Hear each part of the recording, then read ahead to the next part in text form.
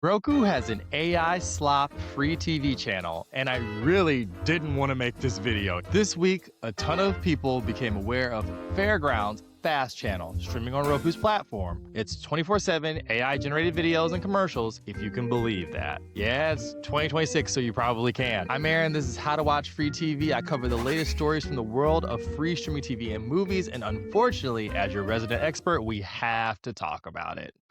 A lot of the people in my life know this is my beat. So occasionally, I wake up to a flurry of text messages about some big story in this space. And on Friday, it was the possibility of a Disney free streaming service. And today, it was this AI nonsense. Still, let's explain it for you. Fairground is a company that sells AI-generated TV series and movies. Colin Petrie Norris is the founder of Zumo, by the way. He's a free TV long-timer, and he inked a deal to launch this AI studio last year via Variety. They got $4 million in investment to start this thing. What started with some AI shows about Dracula and Robin Hood have evolved into an entire channel, and I guess we use shows kind of loosely. Certain AI creators, and by this we mean people typing in prompts, were selected, and I would gather that their content is what's showing up on the Fairground Creator Channel right now. Viant Technology also plays a role in all of this, as their founder and CEO, Tim Vanderhook, worked with Petrie Norris on Zumo. For all of you internet barnacles like me, Vanderhook used to be the CEO of MySpace, and Time, yes, that Time, like the magazine, bought Viant in the 2000s, 2016 to be exact. And then the Vanderhook brothers bought it back. They took their company in this direction in the early 2020s. Okay, we got all this background. Here's a quote from one of the people involved. Fairground Entertainment shares our vision for innovation in streaming entertainment, centered on the transformative power of AI. Viant Technology founded Zumo together with Colin, so we know firsthand that he is a skilled entrepreneur. His expertise in scaling and monetizing streaming platforms makes him the ideal leader to move the content creation space forward with an AI-first approach. I'll give you one thing, he's good at earning some money, I suppose. So then today, after some crack reporting by Coders News, Dexerto, and others, we have everyone discovering that Fairground AI Creator TV is up and running. Some people, called Wonder Studios, Massive Studios, Kavan the Kid, and others are making the stuff on here. And from the reaction of social media, it's generally bizarre. Unfortunately, because we live in a world where social clips do way better than full reporting, a lot of people are getting introduced to the existence of this channel through out-of-context clips. And don't worry, I'm not doing any of that here, but the response on the ground has been less than encouraging. And I find this quote from the founder to be really illustrative. Petrie Norris said last year, "There will be a curiosity click by consumers because it's AI.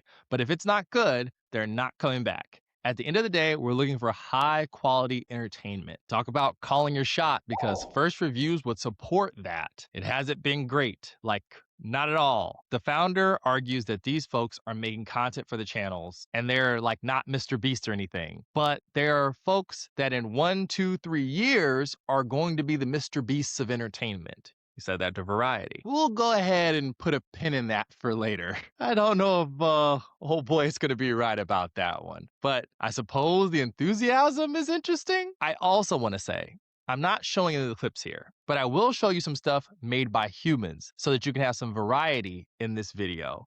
We'll even include where to watch it for free down in the description and on screen, in case you want some people-made entertainment on the Roku channel instead. So I guess we're here. Let's start a dialogue.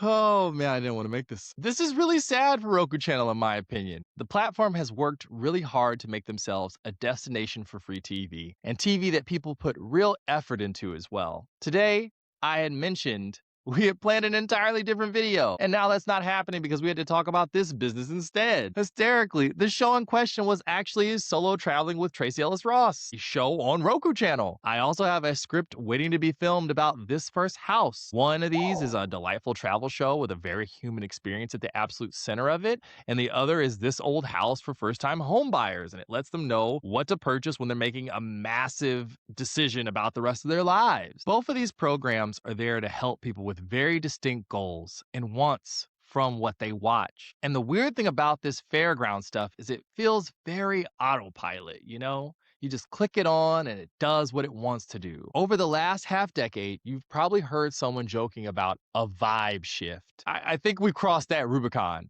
and it's just vibes all the way down now.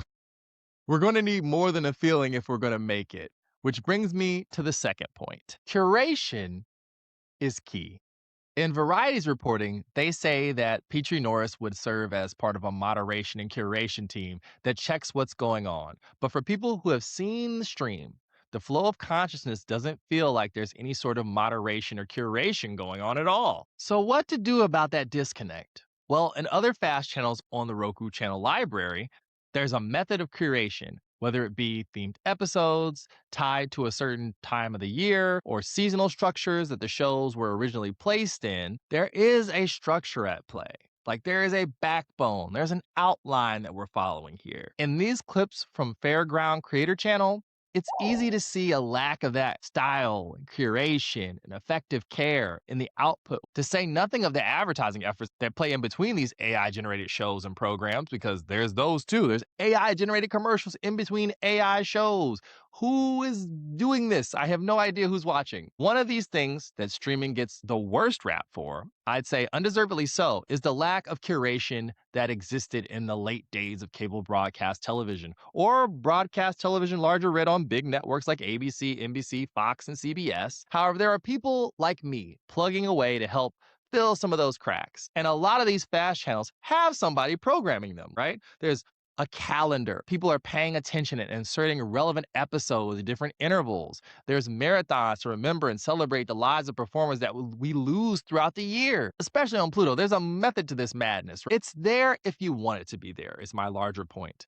And this new endeavor shows that a true absence of such a thing would be ghastly. If you were to leave it all up to an algorithm with a bank of content, this is probably what it would look like. And Pluto TV doesn't look like that. Netflix on random doesn't even look like this. And there's some mild curation there. I know Netflix has dabbled in letting AI choose what's next for you through recommendations and the like, but there is someone building some of those hysterical categories and classifications that people make fun of on social media. So make sure that we think about these recommendations in a concrete way, right? On this creator channel, there's none of that there. If you want more of my navel gazing on the subject, I can totally give it to you, but today we're focusing on this Roku channel example. And now for my last bit. Surreal visuals and shock value will only get you so far. One of the most common methods AI finds itself in the middle of discourse is through people branded outsiders to the AI scene, sharing what these projects and products actually look like in practice, namely a clip out of context. So Sora comes to mind, and Grok can do some sort of rudimentary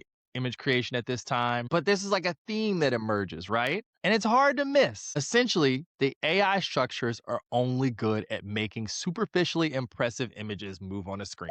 And when it comes to the connective tissue of a film or a TV show, the technology is just not there yet. In addition, without the stable hand of some actual creator with a vision and something to say about time, modern life, the human experience, really. It's just a collection of cool images and explosions on a screen. Pretty water physics in a video game from the Xbox 360 era. Heck, we didn't used to have to go that far to find cool images on the internet, and now, unfortunately, you have to second guess a lot of the images you come into contact with because of AI pollution of platforms like Google or Twitter or image services up and down the line.